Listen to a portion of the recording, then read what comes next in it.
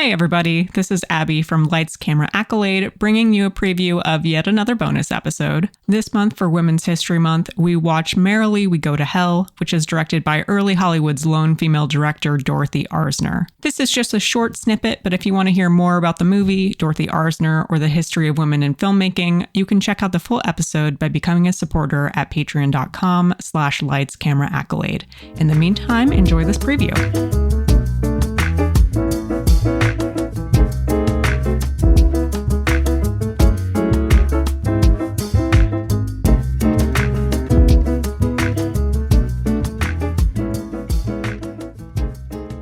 I feel like this works really well for me on a scene-to-scene basis. Like, every scene that happens in this movie, I enjoy, asterisks. Enjoying is not always having fun. It's well written, well acted, etc. But it just doesn't quite mesh together for me. Maybe it's the daylight savings time, like sleep deprivation. I don't know. But it just, like, scene to scene, I really was like, hell yeah. But the overall package of it is just kind of meh. I kind of am curious how I would feel if we hadn't watched The Divorcee or A Star is Born, because I think so much of what was good about those movies, this movie had elements of both of those things in it, but I think The Divorcee executed on the tumultuous divorce, because here they end up having like an open marriage. Sylvia, Sidney's character, just forces herself into that rather than going through the divorce, so it's not quite the same storyline, but I think there's a lot of similarity in it kind of feels like the slightly more grounded. This is the real version of what the divorcee would be in the sense of it's a lot less melodramatic and there's a lot less like up down. Right. Even the end there's kind of a vague ambiguity there of like, this isn't actually a good situation. Isn't actually a happy ending. Yeah, it doesn't feel earned. I mean, the divorcee, for all the problems I had with the divorcee, like morally or whatever, it feels more earned than this. She it's just has a total neater. About face, I guess, just because of the specter of death. I don't know. But that's such a good point, Sarah, about this is like if the divorcee and A Star is Born had a baby, but that baby had fetal alcohol syndrome. Very appropriate. Oh, no. I don't know. The performances were very, very good in this. It did feel like Frederic March, this was the exact same kind of character. Well, maybe not exactly. Like there were similarities, but here I do think he had, I don't know, just an ego and a lack of care for Joan until, the ending when he kind of realizes that he's been being a fool this whole time, versus I feel like in A Star is Born, what makes his character and that movie, I think, so impactful, even though it is like much higher on the melodrama, is that he's really struggling to be a good person. Whereas here, like he's just not, So I think had I not had both of those movies in my head and had just watched this fresh, I do agree that like scene by scene, it's good. I think he does a very good job playing that sort of alcoholic character who is fumbling something that could be really great. And I think in terms of what Joan in this movie has to navigate in terms of just like marriage traditionally is kind of this end goal for a lot of women at the time. But in this case, it obviously happens. And it's just the beginning of kind of, unfortunately, the breakdown of their relationship. But she's the one putting on a brave face. And I think there was a line that the friend who tells her to like try and get out before it gets really bad says in there when they're having the rejection party, which I thought was such a good scene and like a funny setup, right? Where his play has been rejected a million times. And so they're throwing a party for him, and his friend, Buck, his hype man who tries to take care of him, is like, he's having a stiff upper lip and he's doing a great job, making it seem like it's not bothering him. And the female friend calls out like, oh yeah, never give a woman credit for keeping up a man's spirits, calling out how much work Joan is doing in the background to like keep this man afloat. So I think there's a lot of that sort of like a woman's determination to make things work, where there's a lot of invisible labor to a lot of those things, which is, I think, true in a lot of relationships and stuff today. So I think, I don't know, there was just like an interesting way to call attention to how women actually do and can suffer in those sort of socially sanctioned situations and relationships that are designed on paper to like, oh, make them flourish, make them happy. But in most cases, it's like, no, there's a lot more to it, Yeah, I think to that point, even the end, which I think it's always a little bit off-putting to me as a modern viewer to see a movie like this, and then it's like, and then they get back together, right? But like, just because of how it's framed in this movie, there's a little kind of wink at the camera basically happening here in the end scene where it's like, and then they get back together, and that's not good. She's still potentially dying. Like, nothing is actually solved in that moment, and they're really just kind of frankly relapsing. Like, and no, it's a good term for it. Bleak. Yeah, especially because like I think throughout the movie, her dad has been correct. Yeah, you know, in his read on the situation, best overbearing dad that we've seen, like in terms of like actually trying to protect his child. One thing that I wrote down that I thought was interesting that we haven't seen, because obviously in this time period in movies, there's a lot of they meet and then they get married super quickly, and it's just treated as like a maybe they're speeding the story along sort of thing. But in this case, there was actually the scene where the dad, after he kind of tried to do the like, I'll give you $50,000 if you walk away and don't marry her. But after that, he was like, well, I just really wanted to tell you to wait to be sure before you marry because it's so quick. And they're the ones who are like, no, when you're in love, you know, but it's like an acknowledgement of they jumped into that super fast. And the dad, that's like the most pragmatic advice that we've seen, where it's just like, I'm not saying to not see each other. I'm just saying wait to be sure, you know, and you don't need to put a ring on it. He does make a point of saying, all I want is for you to be happy. So if you marrying this gentleman is what you know is going to make you happy, then I'm okay with that. You know, like that's pretty big to say. And that's consistently what when he checks in on her when like they're struggling in the relationship, because not Norman Reed, but you know, what's his name in this? Jerry Corbett, when he relapses into drinking and the dad is kind of just there. He's being a support to his daughter, but he's also like, are you happy? Like, are you actually happy in this situation? When she does have the breakdown, he gives her, again, just very good advice of you can't be a doormat. Is very clear that his door is open if she ever wants to go home when she's ready. So I don't know. As a viewer, I'm just like, I feel like he has probably the best read on this relationship and how it's going to end up. And in the ending, even though they get back together, so to speak, we know that dad is like, nah, that's a bad idea. Yeah, like it's weird because in many cases I'm like, oh, I hate when other characters are making decisions for other people. But like when the dad comes out and is like, after she's been like, hey, bring me Jerry, and he comes back out into the hospital hallway and it's like, she doesn't want to see you. I'm like, that's the correct thing to do here, dude. Yeah, and I know like in Kitty Foyle, I literally was like, and the Hays Code is saying that dad knows better than Kitty Foyle. But in this case, I'm like, this is a similar situation, right? Where the dad is like knowing better than the female character, but it doesn't bother me as much because we as the audience also agree with him. It also, it feels like there's a different, for me, you can always tell when a character is just a blatant mouthpiece for whatever theme or whatever moral that movie is trying to tell you. And for whatever reason, the dad in Kitty Foyle feels very like I'm a mouthpiece versus this guy feels very much like I'm a character who has feelings about taking care of my daughter, happening. Which feels two different things, right? Yeah, the vibe of like, this is a character talking to the audience versus this is a character talking to another character. That's what this was. Yeah. Well, probably because we're so deep into the Hays Code now in our main watch through and some of the films we've watched lately, it did really feel like that line of you can't be a doormat was almost like ripped out of 30 or 40 years later. It's not to say that you don't have female characters in movies in the mid 40s that we're watching now that don't stick up for themselves and everything like that. But to put it in such blatant terms and to use a metaphor like that, I feel like would be viewed as too transgressive or dangerous, you know, in our mainline story at this point. Right. So that's where you really feel the pre-code. I do want to say, like, for everything we're saying about the non-ideal ending and other aspects, you do feel that it's before the code here, because a lot of these scenes, I think, not to mention Joan's neckline on her dresses, are pretty indicative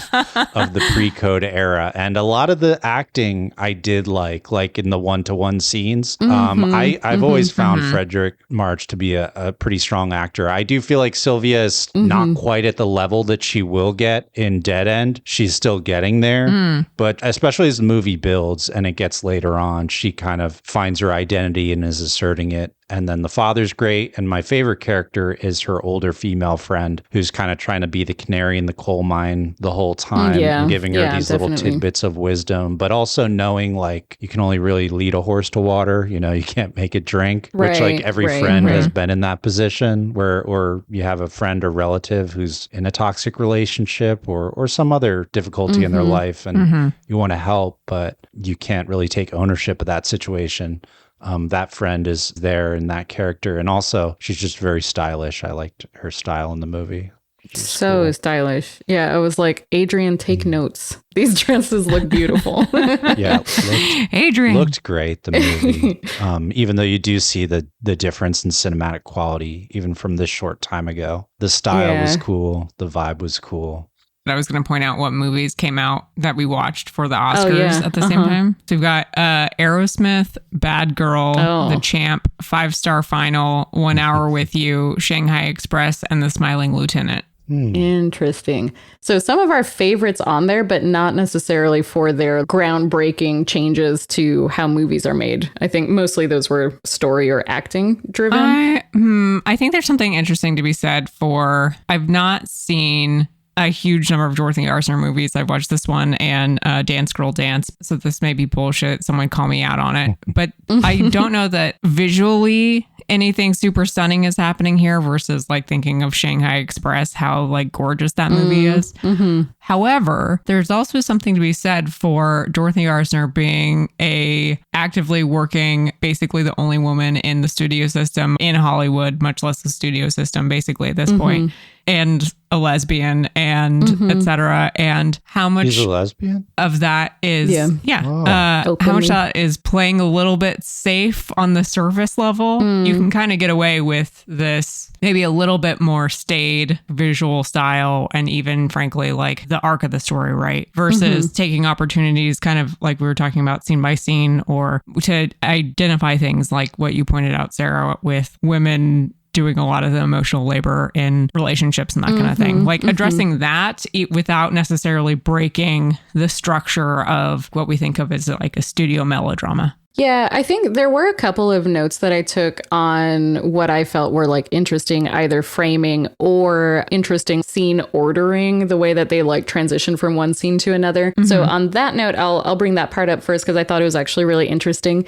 So when they're having the party to announce that they've gotten engaged, and then he's super drunk and is just passed out in the car, and she gets in her own car, and Sidney's face so expressive, right? You kind of see her go through the sadness and betrayal into resolution, but there's a lot going on with her having to process how hurt she was by that failure before they're even married, right? And I feel like in a modern time, that could be a like hold off the wedding, you know, this could be a deal breaker, whatever. So there's like a lot more going on, but that scene dissolves directly into the chapel with all of everyone walking down the aisle. So it's just like a really interesting, I thought, choice to go from her moment of probably being the least sure of what she wants to do because of what his behavior says about his commitment to the relationship, and then straight into marriage, right? Marriage that is supposed to fix everything, that is supposed to be their happy ending, but it's really not in this case. So I thought that was like an interesting choice. And I don't know if that's editing really at that point or writing more so than the direction, but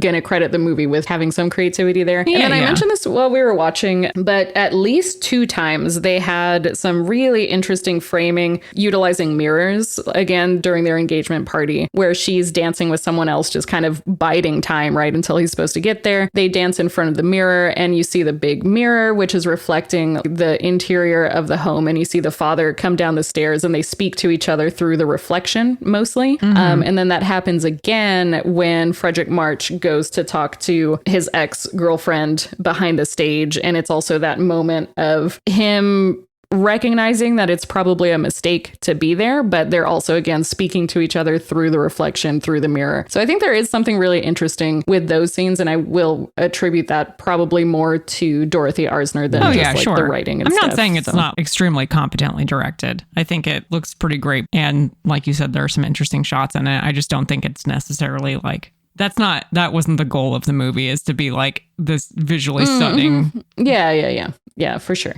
I think what the challenge I had here was I really wanted to see the basis for her continuing commitment to him and feeling like she wasn't able to leave him, because I think it makes a bit more sense in other movies we've seen with a similar storyline. And I'm thinking again, A Star is Born, because she feels that onus toward him for helping her make her career. But in this film, she's kind of going into their relationship in power because she's coming from money and he's really kind of not in a stable situation. So I guess I just didn't really understand the basis for her tireless commitment to him. I know this happens in a lot of couples and it's difficult to conceptualize if you're not directly in it. But I think the movie could have done a little bit more to show him bringing something to the table that makes him a bit more charming, because he was like falling down drunk from his introduction. And that's kind of his vibe the entire time. They kind of say offhandedly, she's a big fan of his writing. I was like, well, these must be the best damn articles ever written,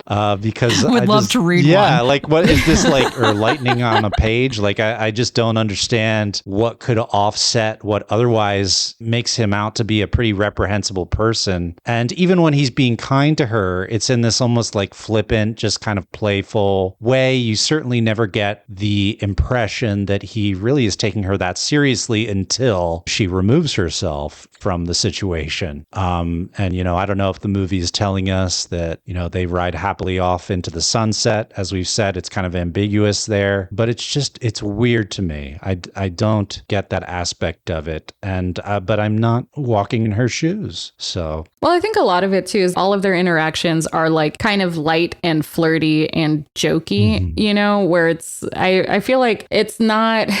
Like she tells her dad, right? Oh, he's very sweet to me. Like you don't see him when he's sweet and stuff. And I think it's more just that, like maybe the bar is just very low in this relationship where it's just like, he's not funny, throwing up. He's awake. where it's like, okay, girl. Yeah, exactly. No, I agree with you, Jake. There's kind of a lack of, don't quite get why she's so committed. Like if she said something like, I'm really religious and I just like I would sooner die than leave a marriage. Like, give me something to explain. Yeah. Or she's coming off a relationship with like the most boring person in the universe or something. Anything. Right. Like, right. Or like everyone in her home life is very serious and no one cracks a joke but her or a dad's smile awesome. She's rich. Like she's hot. Yeah. There's other guys around. Yeah. Cary Grant is right. Like, I don't... Like, presumably she had some kind of romantic encounter with Cary Grant. And then you're going to go back to this guy who's humiliating you in front of an apartment full of people, making out with his ex in front of you. That scene made me so upset because, I don't get the whole open relationship thing to begin with. But then to flaunt it around like that, like it's some kind of joke. She's lucky she didn't claw her eyes out. Ugh.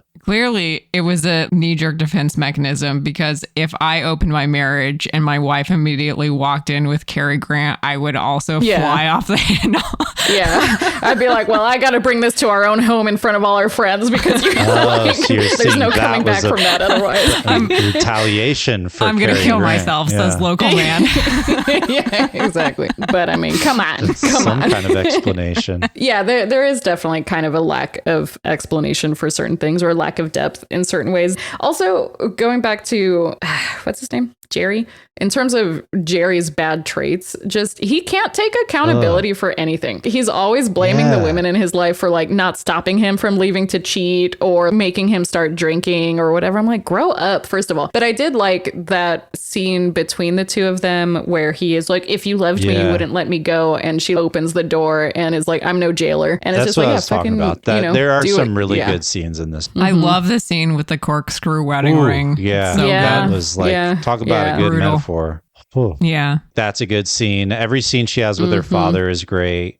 And then I'm pretty sure he's a business magnate, and I'm pretty sure it's like a distillery, but also other kind of food packaged products. But there's some symbolism there, I feel like, too, with the drinking. Was it a distillery or is it like, because I think it was coffee, right? Never mind. When they first introduce it. Because remember, this is Prohibition. So it's not like he'd be able to have that type of business.